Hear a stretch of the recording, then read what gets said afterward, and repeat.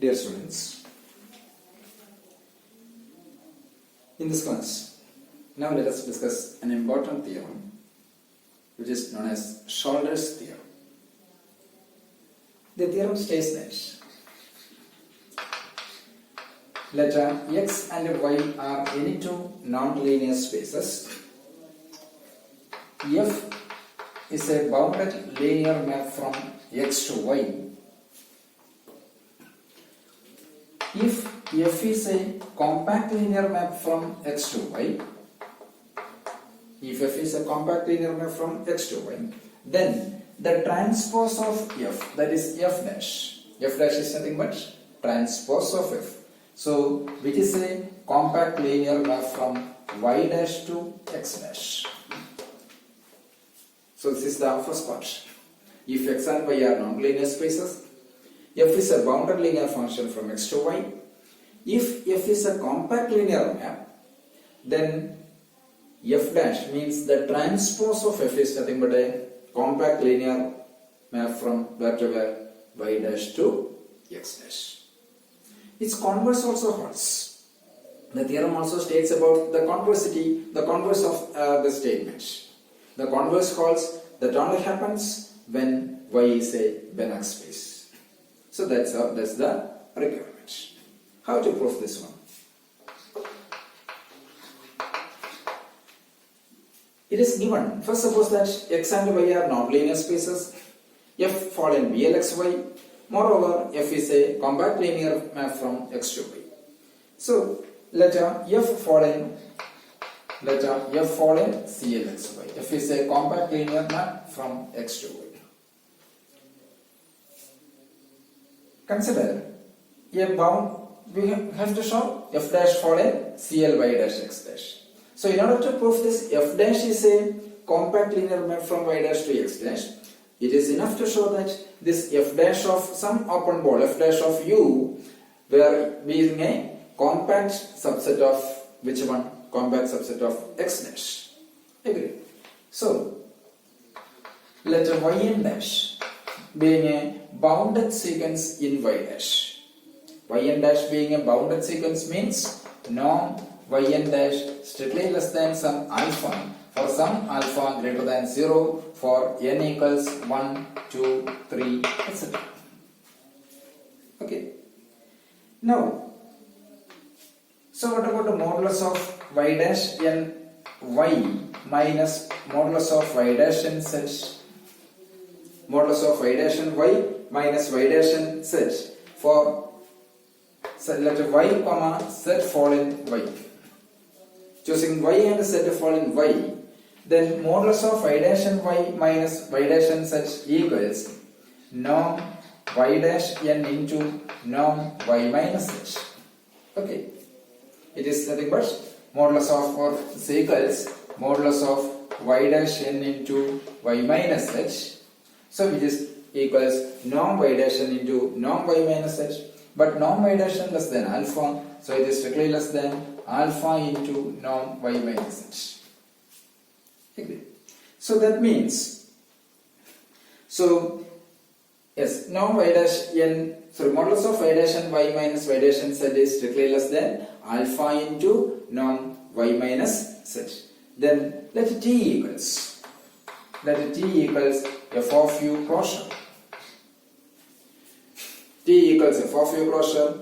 Then consider the set y dash n restricted to t, y dash n restricted to t, where n equals 1, 2, 3, etc.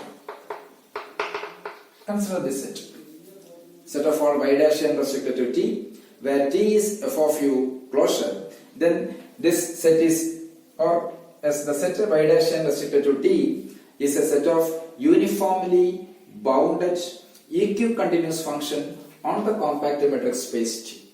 Why? Because y, which is it is a uniformly continuous or EQ continuous. Because what is the EQ continuity?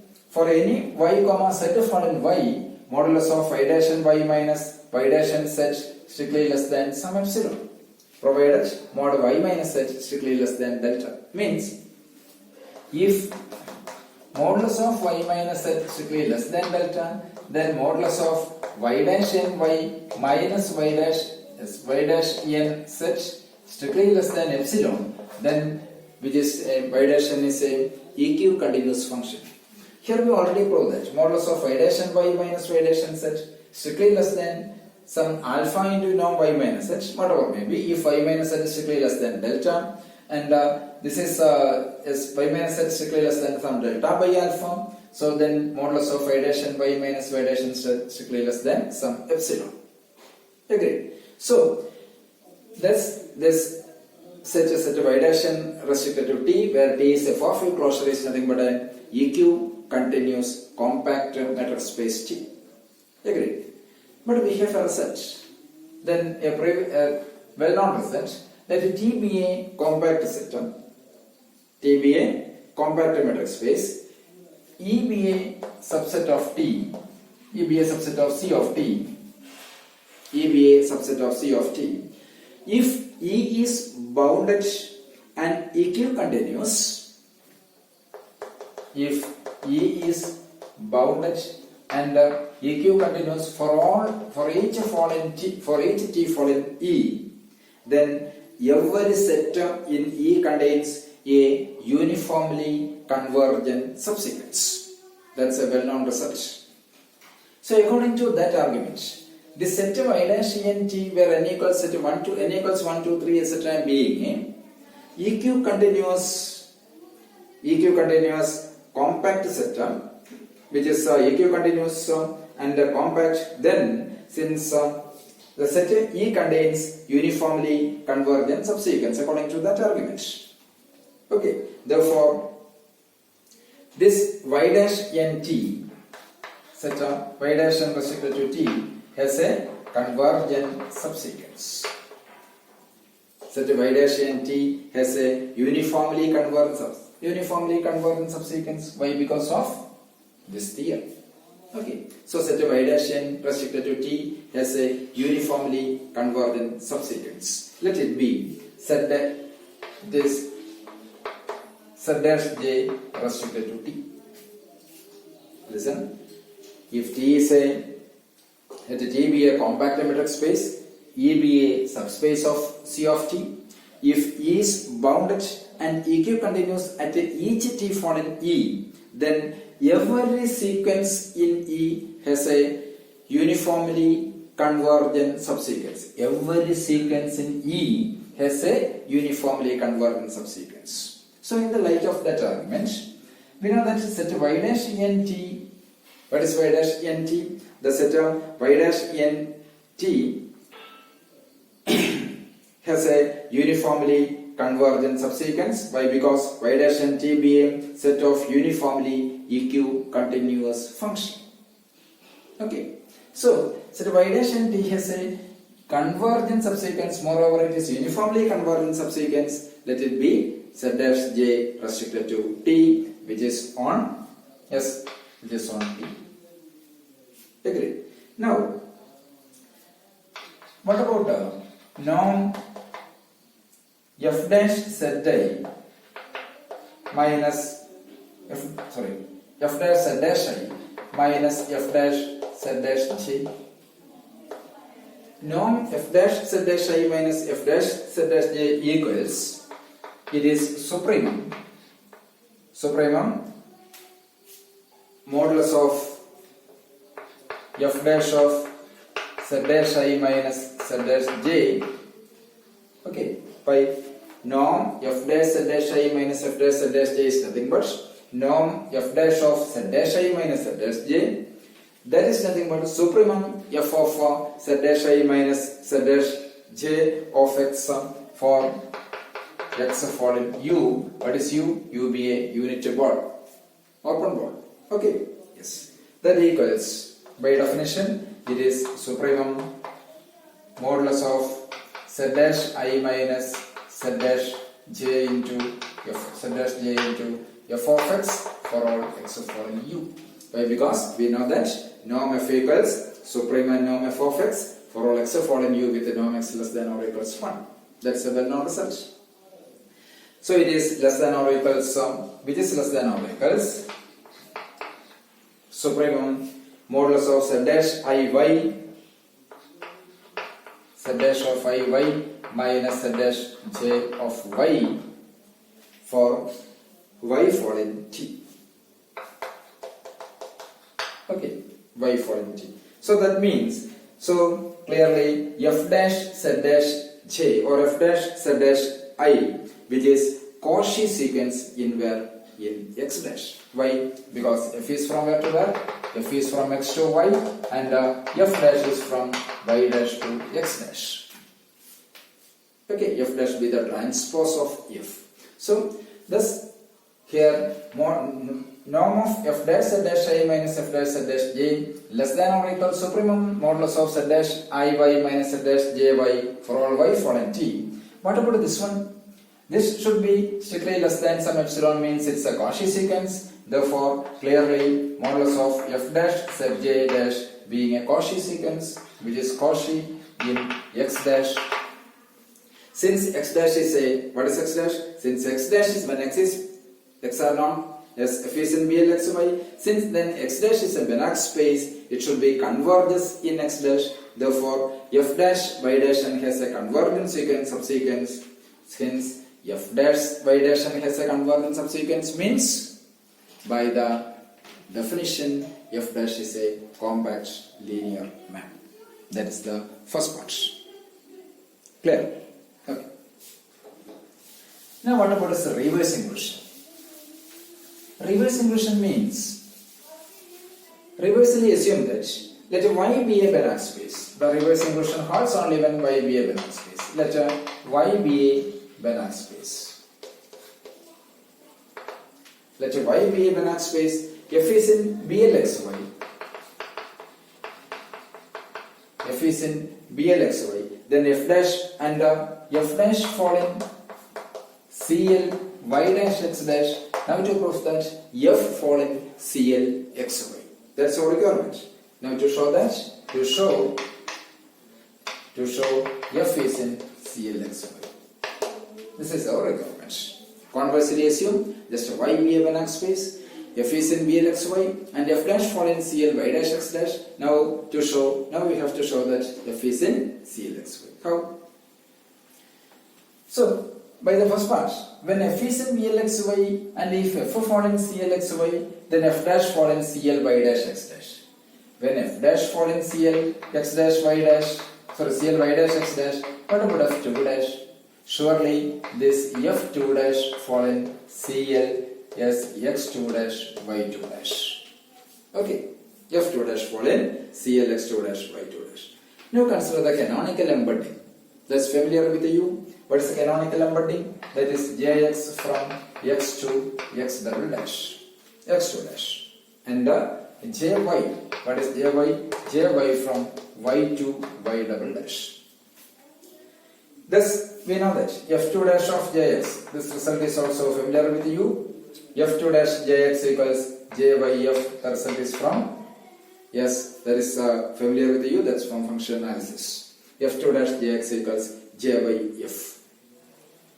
Thus what about jyf?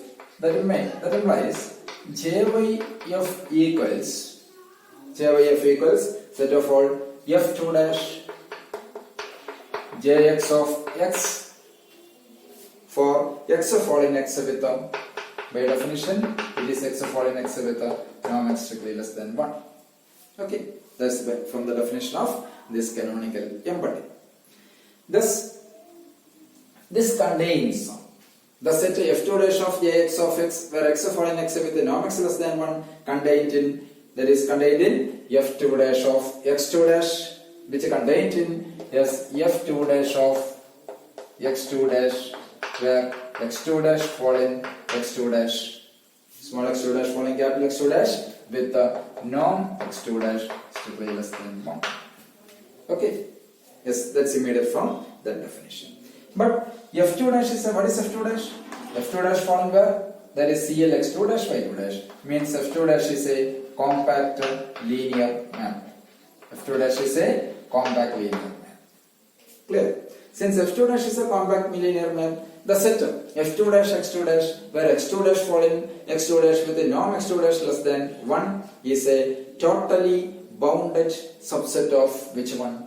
Y2 dash. Since F2 dash is a compact linear map, so this set should be totally bounded subset of Y2 dash. That is totally bounded subset of Y2 dash means which is nothing but Jy of F. Therefore, Jy of F of U, Jy of F of U is a totally bounded subset of Y2 dash. Agreed? Which is a totally bounded subset of Y2 dash.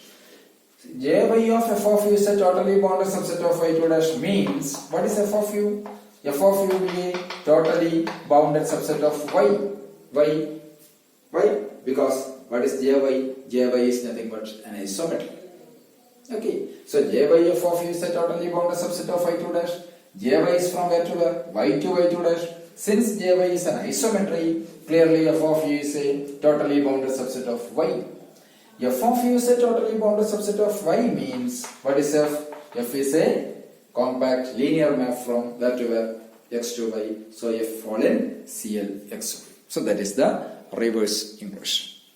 Clear? So this result is very important. That is Scholder's theorem. When X and Y are non-linear spaces, F of all F is a bounded linear map from X to Y. And if F is a compact linear map from X to Y, then F dash is a compact linear map from Y dash to X dash. Moreover, if Y is a Banach space, F is in BLXY, and F dash fall in CL Y dash X dash, then F is in CLXY. The reverse impression of the Scholder's theorem holds only when Y be a Banach space. Agreed? Okay. So now come to the last theorem of this chapter. That is that X and Y are non-linear spaces. X and Y are non-linear spaces. F from X to Y be linear. F from X to Y be linear. Let F fall in CLXY. F is a compact linear map from X to Y. And if Xn weakly converges, to X, then F of Xn converges to, then F of Xn which converges to F of X in Y. X and Y are non-linear spaces. F is a linear function.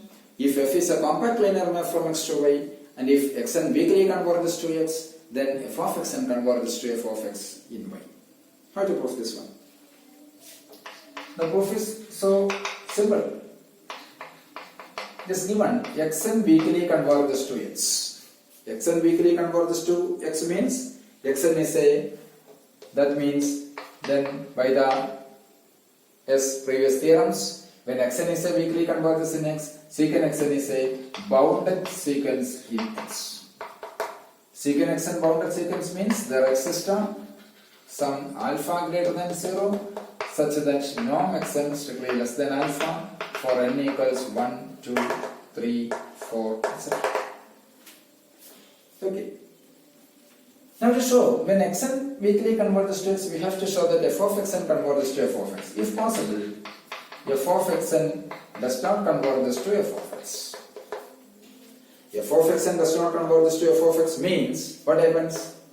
For all epsilon positive, there exists a sequence Xnj of X such that modulus of F of Xnj minus F of X greater than or equals epsilon. Okay, for j equals 1, 2, 3, etc. Why? Because F of Xn does not converges to F of X. But what is F? It is given F is in CLX. F is a compact linear map from where to where? X to Y. And what about Xnj? Since sequence Xn is a bounded sequence, Xnj be a bounded subsequence of X. Xnj be a bounded subsequence in X. Therefore, there exists a subsequence Zj. There exists a subsequence Zj of Xnj. There exists a subsequence Zj of Xnj such that F of Zj converges in Y. Why? Because f is in CLXY. Okay. Suppose f of x and j converges to some small y following capital Y. But listen, we have modulus of f of x and j minus f of x greater than or equals epsilon. Here f of zj be a subsequence of x and j such that f of zj converges to y. Then if you combine these two results, modulus of, what I get? It is modulus of or norm y minus f of x, norm y minus f of x greater than or equals epsilon. Listen, modulus of f of x and j minus f of x greater than or equals epsilon. Why? Because of our assumption. Here we know that zj be a subsequence of x and j such that f of zj converges to some y because of f is a compact linear map. Therefore, if you combine these two, f of x and j, zj be a subsequence of x and j, f of zj converges to y, therefore norm y minus f of x greater than or equals epsilon. That means y differs from f of x. Okay, that means y differs from f of x. On other hand, if y dash fall in y dash fall in capital Y dash, then y dash composition f fall in where? X dash. Why? What is f? F is from x to y. And what is y? F dash? F dash is from y dash to x dash. So y dash composition f is from where to where? Or y dash composition f fall in where? That fall in x dash. And xn weakly converges to xn. Xn j be a subsequence of xn.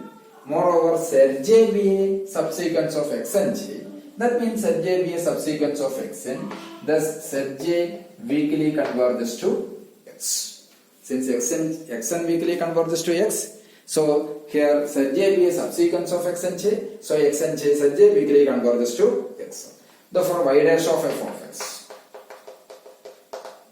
Y dash of f of x equals limit j tends to infinity y dash of f of y dash composition f of zj. Y dash composition f of zj, that equals y dash into limit j tends to infinity of f of zj, that is equals y dash of y. Y limit f of zj converges to where? Y. So it is y dash of y. So y dash